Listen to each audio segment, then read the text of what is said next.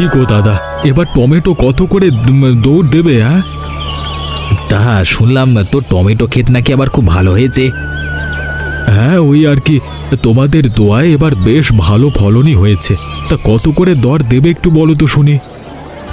এবার tomato copy 15 টাকা সের। কেন গো, এবার তো টমেটোর দাম অনেক। এ তল্লাটে তো কেউ টমেটো চাষ করেনি। বাজারে টমেটো ব্যাপক চাহিদা। অমন মনে হয়, বাজারে বেচতে গেলে তখন বুঝতে পারবি। এমনভাবে বলছো যেন কাঁচামাল বেচা মনে হচ্ছে খুব কঠিন কাজ। দুধ থেকে সব কাজ সহজ বলে মনে হয়, বাজারে গেলে বুঝতে পারতিস। ঠিক আছে, এরপর থেকে তাহলে নিজের ফসল নিজেই বেচবো, তোমার আর দেব না।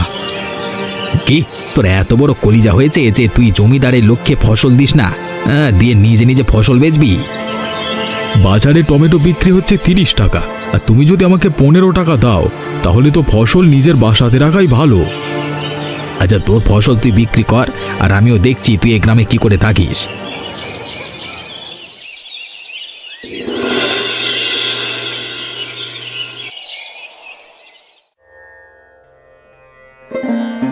গিন্নি, কি যে করি, আমার মাথা তো কাজ করছে না গো। আমাদের মনে হয় আর গ্রামে থাকা হবে না, বুঝলে? এসব কি বলছো তুমি? কি হয়েছে যে আমরা গ্রামে আর থাকতে পারবো না? কেন বলছো এমন কথা? আজকে জমিদারের লোকেদের সাথে একটু কথা কাটাকাটি হয়েছে। ওরা তো আমাকে যেভাবে বলে গেল তাতে তো মনে হচ্ছে গ্রাম থেকে আমাদের উচ্ছেদ করে ছাড়বে। ভয় পেও না গো, কিচ্ছু হবে না। আমি জানি তুমি এমনি এমনি কাউকে দু কথা শোনাও না। ও নিশ্চয়ই কোনো অন্যায় করেছে, তাই তো ওর সাথে তর্কে চলে এসেছো। আমাদের জমিদার তো এমনিতে অনেক ভালো লোক, কিন্তু ওর চেলা পোলাগুলো যে বজ্জাত হয়েছে, না জানি জমিদার মশাইয়ের কাছে কি কান ভাঙানি দেবে। ওসব নিয়ে তুমি চিন্তা করো না, কিচ্ছু হবে না। বিধাতা বলে তো কিছু একটা আছে নাকি?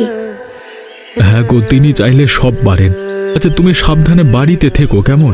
আমি একটু মাঠ থেকে ঘুরে আসি। আচ্ছা ঠিক আছে, তুমি তাড়াতাড়ি ফিরে এসো। আমি নতুন ধানের চাল দিয়ে আজ একটু পায়েস করব। তোমার তো পায়েস খুব পছন্দ, এসে গরম গরম খেও কেমন? কি শোনালে গিন্নি, এখন তো আমার আর মাঠে যেতে ইচ্ছে করছে না। তুমি না বড্ড পায়েসের পোকা জানো। যাও ঘুরে এসো চট করে, আমি রান্নাটা সেরে ফেলি। আচ্ছা আচ্ছা বেশ, তাহলে আমি ঘুরে আসি।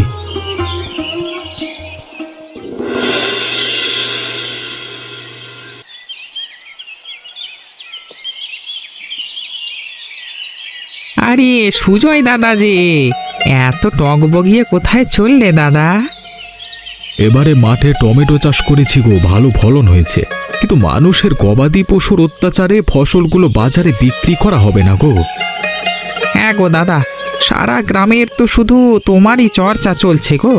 শুনলাম জমিদারের লোকেদের সাথে নাকি কথা কাটাকাটি করেছ, এখন থেকে নাকি জমিদারের লোকেদের ফসল না নিয়ে বাজারে বিক্রি করবে। তাছাড়া আর কি করব বলো, এবারও তেমন কেউ টমেটো চাষ করেনি। বাজারে টমেটোর ব্যাপক চাহিদা, দামও অনেক, কিন্তু জমিদারের লোকেরা যে দাম দিচ্ছে তাতে তো খেয়ে পড়ে বেঁচে থাকা মুশকিল। কথাটা তুমি ঠিকই বলেছ, কিন্তু আমরা তো সাধারণ মানুষ বাপু। হ্যাঁ, জমিদারের লোকেদের সাথে পাঙ্গা নেওয়া কি আর আমাদের সাধে? দেখো, কাউকে না কাউকে তো এই অন্যায়ের প্রতিবাদ করাই লাগতো, না হলে তো সারা জীবন আমাদের এই লোকসানটা টানা লাগবে, তাই না? কিন্তু জমিদারের দিক থেকে একবার ভেবে দেখো, সে যদি ফসল চাষ করবার জন্য এতগুলো টাকা সবাইকে না দিত, তাহলে কি আর ফসল চাষ করতে পারতাম? আরে কি বলছো এসব? জমিদার ফসল চাষ করবার জন্য মৌসুমের শুরুতে আমাদের যে টাকা দেয়, আমরা তো সেই টাকাটা আবার সুদ সমেত ফেরত দিয়ে দিই। ফসলের ওপর থেকে দু একটা টাকা রাখলে সেটা আলাদা হিসেব, কিন্তু ফসলের অর্ধেক দাম যদি জমিদারের লোকেরা রেখে দেয় তাহলে আমরা বাঁচবো কি করে? আচ্ছা দাদা, যা করেছো আমাদের সবার ভালোর জন্যই করেছো। এখন যাই হোক, সেটা আমরা সবাই মিলে দেখে নেব, তুমি চিন্তা করো না, আমরা সবাই তোমার পাশে আছি। আচ্ছা ঠিক আছে দাদা, তবে যাও, আমি একটু মাঠ থেকে ঘুরে আসি। কে জানে জমিতে আবার ছাগল ভেড়া লাগলো নাকি। তো কিরে রঘুরাম, এবার মাঠের ফসল কেমন হয়েছে? আর কৃষকদের কোনো সমস্যা হচ্ছে না তো? জমিদার মশাই, মাঠের ফলন খুব ভালো হয়েছে, আর চাষিদেরও কোনো সমস্যা নেই। যাক যাক, খুব ভালো খবর শুনিয়েছিস। এবার তাহলে চাষিরা হাসি মুখেই টাকাগুলো সুদ সমেত ফেরত দেবে, কি বলিস? হ্যাঁ জমিদার মশাই, ওই দিকটা আমি খেয়াল রাখবো। আপনার কথা অনুযায়ী চাষিদের ফসলের টাকা প্রতিদিন কিছু কিছু কম দিয়ে চাষিদের নেওয়া টাকাগুলো শোধ করে নেব। হ্যাঁ হ্যাঁ, এটাই উপযুক্ত বিচার। এভাবে করলে আমরা আমাদের টাকাও পেয়ে যাব, আর চাষিদের খুব একটা গায়ে বাঁধবে না। হ্যাঁ জমিদার মশাই, আপনি মাথা খাটিয়ে ভালো একটা বুদ্ধি বের করেছেন, কিন্তু আপনার বুদ্ধির কোনো তুলনা নেই। আচ্ছা, ভালো কথা। চাষিরা সবাই তাদের নিজেদের ফসল তোর কাছে দিচ্ছে তো বাজারে নেওয়ার জন্য? হ্যাঁ জমিদার মশাই, সবাই আমাকেই দিচ্ছে, একজন ছাড়া। একজনকে ছাড়া মানে? কার এত বড় সাহস যে আমার আদেশ অমান্য করে? জমিদার মশাই, ওই যে ওপাড়া সুজয় আছে না, ওই সুজয় আমাকে ভরা বাজারে অপমান করেছে। বলেছে আমি কিনা চাষিদের ঠকাচ্ছি, তাই ও আমার কাছে ওর খেতে সবজি দেবে না। আমি যতদূর জানি তাতে তো ওর এমন কাজ করবার কথা নয়। নিশ্চয়ই এর পেছনে কারণ আছে। সুজয় এবার কি চাষ করেছে? আগে জমিদারবাবু টমেটো চাষ করেছে। আচ্ছা, তা টমেটোর বাজার দর কত? এবার আর তুই ওকে কত করে দাম দিচ্ছিস? বাজারে টমেটোর দাম 20 থেকে 25 টাকা কিলো, আমি ওকে 15 টাকা দিই। টাকাটা একটু কম হয়ে গেছে, ওকে টাকাটা একটু বাড়িয়ে দিস। কালকে থেকে সুজয়কে আমার কাছে পাঠিয়ে দিস, আমি ওর সাথে কথা বলে নেব। জমিদারবাবু, হ্যাঁ, ভরা বাজারে ওই সুজয় আমাকে এভাবে অপমান করলো, আপনি বিচার করবেন না? তুই ওকে কালকে আমার কাছে নিয়ে তো আয়, তারপর যা করবার আমি করব। অবশ্যই ওর উপযুক্ত শাস্তি দেবেন জমিদার মশাই, না হলে সবাই যে লাই দিয়ে যাবে। আচ্ছা ঠিক আছে, এখন তুই আয়।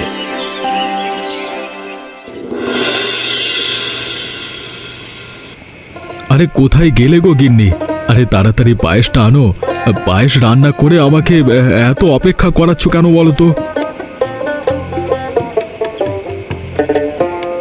পায়েসের গন্ধ পেলে তুমি একেবারে বাচ্চাদের মতো শুরু করো। এই নাও তোমার গরম গরম পায়েস। আহা, নতুন ধানের পায়েসের গন্ধ যা লাগছে, ঘ্রাণেই যেন মনটা জুড়িয়ে গেল। আহা, পায়েসটা যা খেতে হয়েছে! বলি গিন্নি, তুমি একটা পায়েসের দোকান দাও, বুঝলে? দেখবে তাহলে আমাকে আর এত কষ্ট করে চাষবাস করা লাগবে না। ঠাট্টাবাজি বন্ধ করে এখন চুপচাপ খাও তো দেখি। আর ওদিকটার কি খবর? আজকে মাঠে যাওয়ার পথে অরুণের সাথে দেখা হয়েছিল। ও বলল সবাই নাকি আমার পাশে থাকবে। যাক, পাশে তো লোকজনদের পাওয়া যাবে। এই বিপদের সময় আমি তোমাকে বলেছিলাম না, দেখবে বিধাতা সব ঠিক করে দেবেন। বিপদ এখনো কাটেনি গো গিন্নি। ওই রঘুরাম লোকটা একেবারে সুবিধাজনক না, কি যে করবে কে জানে।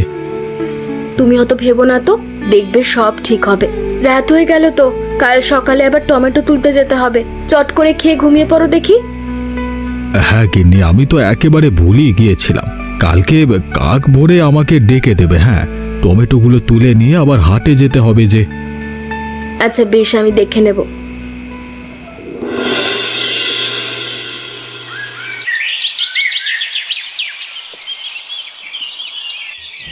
ওগো শুনছো? তাড়াতাড়ি ওঠো, সর্বনাশ হয়ে গেছে। কি হয়েছে গিন্নি? সকাল সকাল কার সর্বনাশ হলো? হ্যাঁ, সে কথা আর বলো না গো। জমিদার বাড়ি থেকে লোক এসেছিল। ওরা বলছে তোমাকে নাকি জমিদার মশাই দেখা করতে বলেছেন। উনি আবার কি করবেন কে জানে। আরে গিন্নি, এ ব্যাপার? জমিদার মশাই যে আমাকে ডেকে পাঠাবেন এটা তো স্বাভাবিক ব্যাপার। ওসব নিয়ে তুমি একেবারেই চিন্তা করো না, কিছুই হবে না। দেখবে জমিদার মশাই অনেক ভালো মানুষ, ওনাকে বুঝিয়ে বললে উনি ঠিক বুঝবেন। তাই যেন হয় গো, তাই হয়। আমার মনটা কেমন কু ডাকছে। আরে কিছুই হবে না গিন্নি, তুমি শুধু শুধুই চিন্তা করছো। তুমি রান্না চাপাও, আমি জমিদার বাড়ি থেকে সোজা মাঠে চলে যাব। খাবারটা আমাকে দিয়ে এসো, কেমন? আচ্ছা ঠিক আছে, তাই হবে। আমি খাবারটা তোমাকে মাঠে দিয়ে আসবো। তুমি তাড়াতাড়ি যাও, ওনার বাড়ি থেকে ঘুরে এসো আগে। আর জমিদার মশাইকে ভালোভাবে বুঝিয়ে বলো। ওসব নিয়ে তুমি একদম ভেবো না, আমি সবটা সামলে নেব। আমি এখন আসি গিন্নি।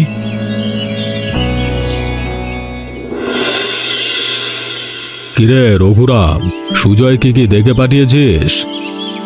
হ্যাঁ জমিদার বাবু, আমি বাড়ি থেকে আসবার পথে সুজয়কে ডেকে এসেছি, ও কিছুক্ষণ বাদই এসে পড়বে। আরে ওই যে সুজয় এসে পড়েছে।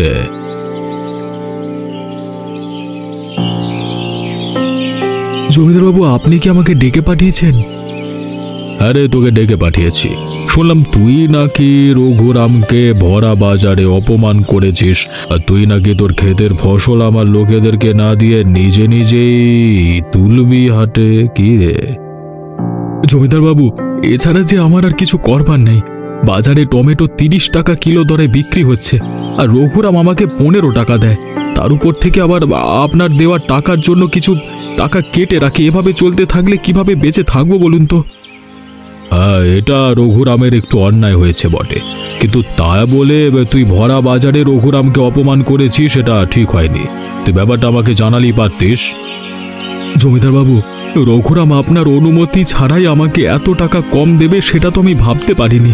আমি ভেবেছিলাম আপনার অনুমতিতেই ফসলের দাম এত কম নিচ্ছে, তাই আপনার কাছে জানাইনি। তার মানে তুই আমার বিপক্ষে যেতে চাইছিস, তাই তো? বাবু, আমার ভুল হয়েছে। আমার একবার ভাবা উচিত ছিল যে আপনি এমন কাজ কখনোই করবেন না। কৃষকের পেটে লাথি মারবার মতো খারাপ কাজ আপনি করতে পারেন না। আচ্ছা আচ্ছা, ঠিক আছে, যা হয়েছে তা তো হয়েই গেছে।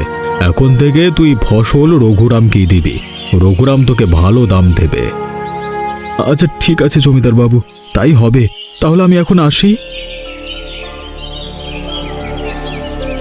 এটা কি করলেন জমিদার বাবু? ও আমাকে বাজারের ভেতরে অপমান করলো, তারপরেও আপনি ওকে কোনো সাজা দিলেন না। দোষ ওর একার ছিল না, সাজা দিতে হলে তোকেও দেওয়া লাগতো, তাই এবারের মতো ওকে ছেড়ে দিলাম। আপনি ওকে ঠিকই ছেড়ে দিয়েছেন জমিদার বাবু, কিন্তু এই অপমানের বদলা আমি নিয়েই ছাড়বো। নিজে নিজে বিড়বিড়ানি বন্ধ করে যা, চাষিদের ফসলগুলো বাজারে ওঠানোর ব্যবস্থা কর। আচ্ছা ঠিক আছে জমিদার বাবু, তাই হবে।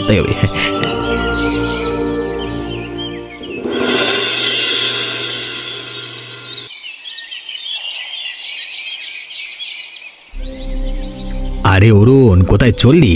এদিকে এসে শুনে যা। আরে রঘুরামনাথ দাদা, এই কিতা কেমন আছো? কোথায় থাকো আজকাল? এই সুজয়ের ভয়ে মুখ লুকিয়েছ নাকি? বাজে বকা বন্ধ করো তুমি ভাই। ওই সুজয়ের বাচ্চাটার জন্য মান সম্মান সব শেষ হয়ে গেছে আমার। তার বলতে ওর যা ভাব বেড়েছে, সেই দিনের কথা শুনে মনে হলো ও তো নিজেই এই এলাকার জমিদারি কিনে নিয়েছে। হ্যাঁ, ওই হারামজাদা আমাকে যে অপমান করেছে, এর প্রতিদান ওকে দিতেই হবে। হ্যাঁ, তা জমিটাকে একটু কান পোড়া দিয়ে সুজয়ের নাকে দড়ি দেওয়ার ব্যবস্থা করো। সে চেষ্টাকে আমি আর কম করেছি, কিন্তু তুই তো আমাদের জমিদারকে চিনিস। সুজয়কে এমনি এমনি ছেড়ে দিল। তার মানে তুমি সুজয়ের কিছু করতে পারলে না? আমি পারিনি, তবে তুই আমাকে যদি একটু সাহায্য করিস, তাহলে আমি ওকে গ্রাম ছাড়া করব। সাহায্য তো করব, কিন্তু তাতে আমার কি লাভ? আমি ভাই লাভ ছাড়া কোনো কিছু করতে পারবো না। থাক, সে আর বলতে হবে না। আর এমনিতেও আমি তোকে দিয়ে ফ্রিতে কাজ করাবো না। ওকে গ্রাম ছাড়া করতে পারলে 4 ফসলি জমিটা তোকে দিয়ে দেওয়ার ব্যবস্থা করব। বাহ, তা তো বেশ। তাহলে মনে করো কাজ হয়ে গেছে। এখন শুধু বলো কি কাজ করতে হবে। শোন, তোকে যে করি হোক, আজকের ফসলটা তোকে সুজয়কে বাজারে করাতেই হবে। আচ্ছা, এই কাজ ও নিয়ে তুমি ভেবো না। মনে করো তোমার কাজ হয়ে গেছে, শুধু জমিটা আমার নামে করবার ব্যবস্থা করো। ঠিক আছে, তাহলে যা, এখন কাজে লেগে পড়।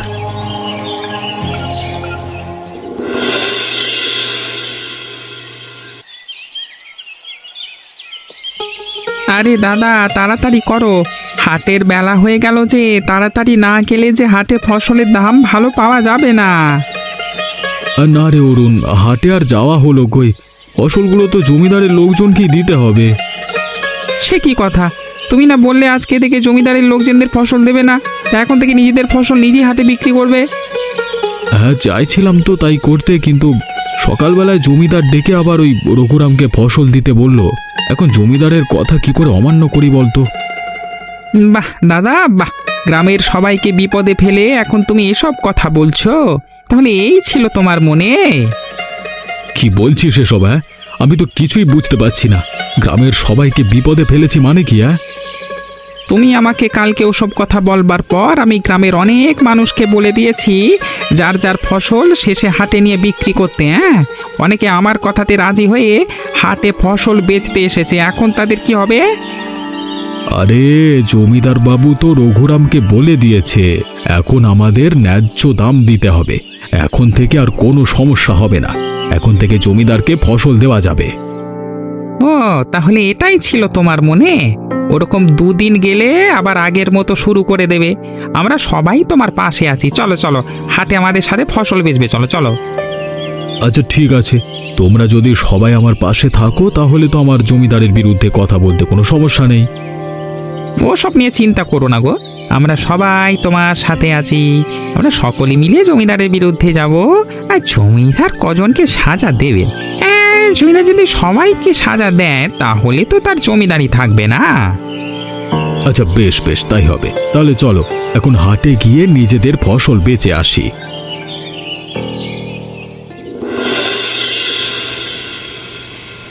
তোমার বলা কথা মতো আমি আমার কাজ করে দিয়েছি।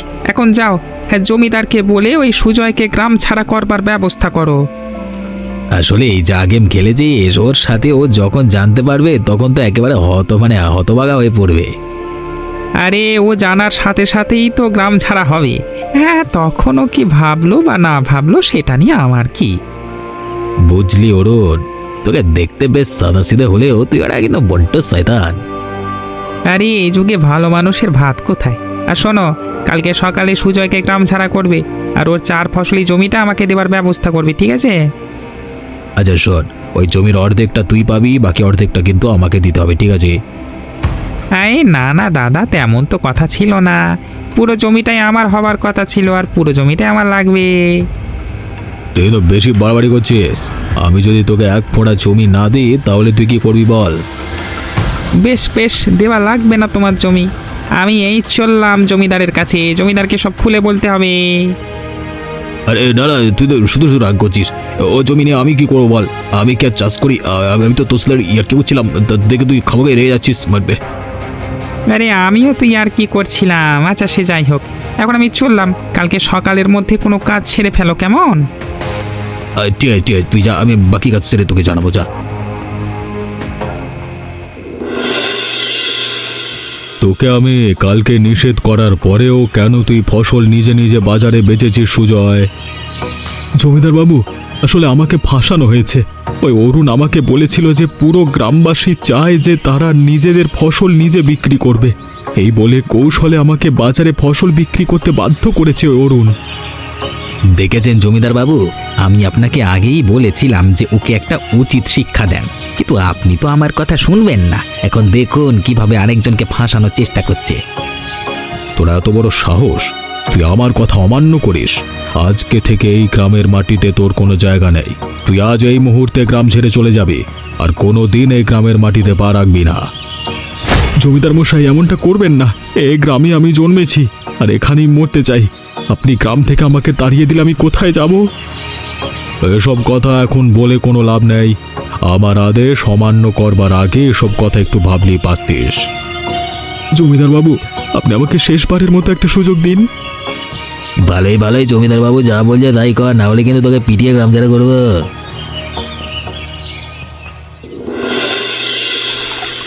ওগো, আমাদের সব আশা তো নিভে গেল। এখন আমি এই গ্রাম ছেড়ে কোথায় যাব বলো তো? তুমি ভেঙে পড়ো না গো, দেখো বিধাতা ঠিক একটা রাস্তা বের করে দেবেন। আরে আরে, ওই দেখো একটা বৃদ্ধ মহিলা ভেলা নিয়ে এইদিকেই তো আসছেন। চলো চলো, বুড়িমাকে বলে নদীটা পার হয়ে যায়, ওপারে যাই। হ্যাঁ হ্যাঁ, তাই করি, চলো। বাবা, আমি খুবই ক্ষুধার্ত, আমায় কিছু দিবি খেতে? বুড়িমা, আমাদের তো খুব খারাপ দশা গো। জমিদার আমাদের গ্রাম থেকে তাড়িয়ে দিয়েছে। আমার পোটলার মধ্যে একটু শুকনো মুড়ি ছাড়া যে আমাদের কাছে খাবার আর কিছু নেই। দাও দাও, ওই শুকনো মুড়িটুকুই বুড়িমাকে দাও। মুড়িগুলো বুড়িমাকে দিয়ে দিলে তুমি কি খাবে গো? হ্যাঁ, আমাদের কাছে যে আর কোনো খাবার নেই। ওসব নিয়ে তুমি চিন্তা করো না, বিধাতা ঠিক একটা ব্যবস্থা করে দেবেন।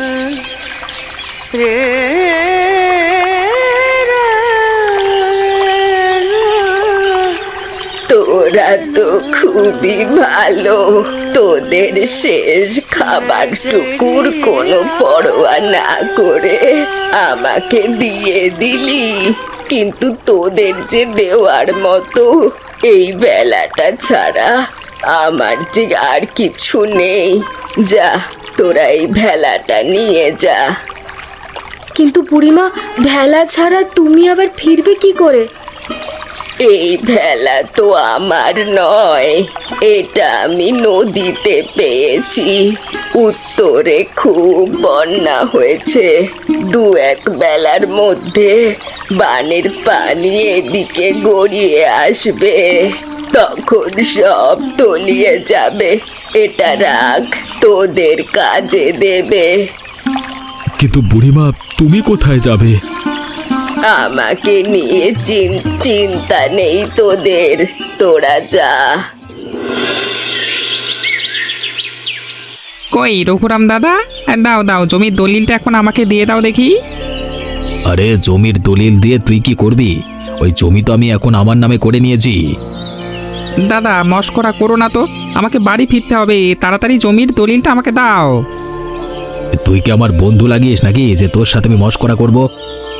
তার মানে তুমি সত্যি সত্যি জমির দলিলটা নিজের নামে করে নিয়েছো? হ্যাঁ হ্যাঁ, এখন আমার। তুই যদি চাস তাহলে ওই জমিতে তুই চাষ করতে পারিস, কিন্তু জমিতে যা ফসল খুলবে তার অর্ধেকও আমাকে দিতে হবে। তুই আমার সাথে এমনটা করলি? দাঁড়া, আমি এখনই জমিদারকে গিয়ে সব বলছি। তোর কথা জমিদার বাবু বিশ্বাস করবেন না, বিশ্বাস না হলে গিয়ে বলি দেখ না।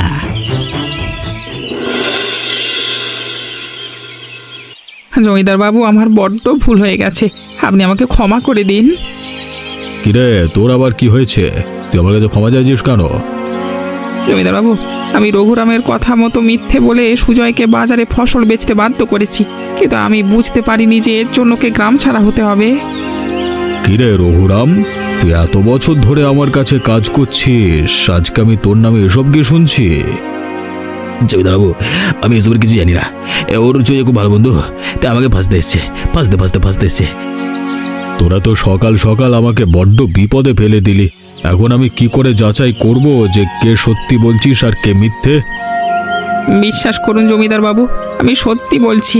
সুজয় রঘুরামকে বাজারের মধ্যে অপমান করেছিল দেখে ও বদলা নেওয়ার জন্য আমাকে দিয়ে কাজ করিয়েছে, কিন্তু আমি কখনোই বুঝতে পারিনি যে এর জন্য সবাইকে গ্রাম ছাড়া হতে হবে। ওর কথা একেবারেই বিশ্বাস করবেন না জমিদার বাবু, সবটা মিথ্যে কথা বলছে। তোরা তো আমাকে মহা মুশকিলে ফেলে দিলি দেখছি। আমার এত বছরের জমিদারিতে উদ্ভট ঝামেলা আমি কোনোদিন পড়িনি এরকম। এখন তোরাই আমাকে সত্যি কথাটা বলবি, না হলে দুটো কি আমি গ্রাম থেকে বের করে দেব। আমি সত্যি বলছি জমিদার বাবু, আমি এসবের কিছু জানি না। অরুণ আমাকে ফাঁসাতে চাইছে। আমি সত্যি কথা বলছি, আমার কথা বিশ্বাস করুন বাবু। এই রঘুরামের কথা শুনে আমি মহা পাপ কাজ করেছি, আমি মাফ করে দিন আপা, আমাকে মাফ করে দিন। না না না না, এই মুশকিল বিচার আমি কি করে করব? কি করে বুঝবো তোদের মধ্যে কে আসল অপরাধী?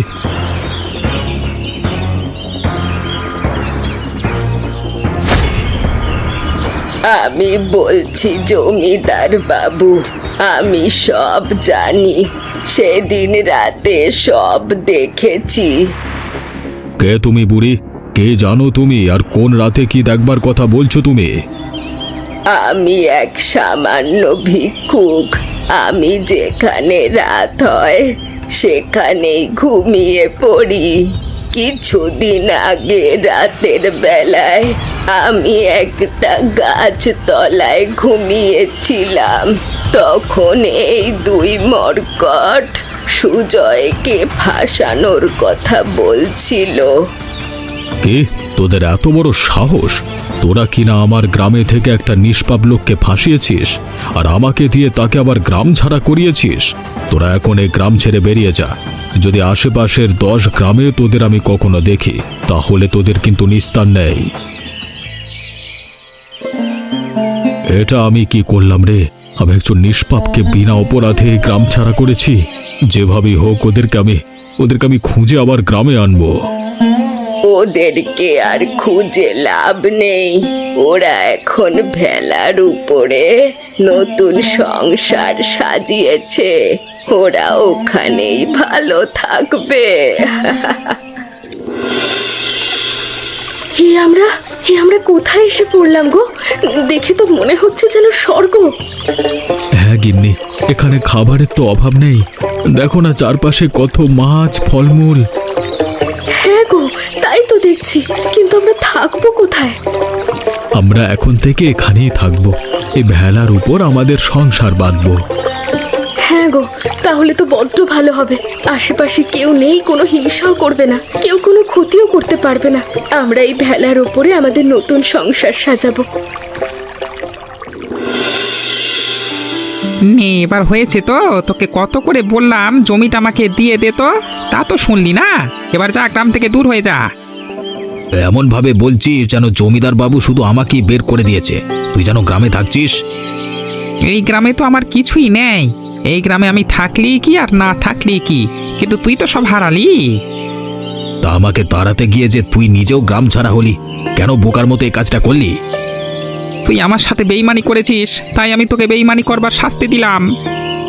আচ্ছা তাই নাকি? আমি যদি বেইমানি করি তাহলে তুই সুজয়ের সাথে কি করেছিস বে? আমিও সুজয়ের সাথে বেইমানি করেছি। তোর কথা এসব কাজ করা আমার একবারই ঠিক হয়নি। দেখছিস না এখন এখন আমিও গ্রাম ছাড়া হচ্ছি, এটা আমার বেইমানি করবার ফল। তুই ঠিকই বলেছিস, আসলে আমাদের এমনটা করা একেবারেই ঠিক হয়নি। দেখ না, নিজেদের পাপের ফল এখন নিজেরাই ভুগছি। কথায় আছে না, অতি লোভে তাঁতি নষ্ট। হ্যাঁ রে, কত সুন্দর একটা জীবন ছিল, লোভ করতে গিয়ে সব শেষ হয়ে গেল। আমি আর কোনোদিন লোভ করব না, আর মানুষের ক্ষতি করবার চেষ্টা করব না। হ্যাঁ রে, আমিও আর কোনো দিন কোনো পাপ কাজ করব না। এমনই নতুন নতুন ভিডিও দেখতে আমাদের চ্যানেলটিকে সাবস্ক্রাইব করতে একদম ভুলবেন না, ঠিক আছে?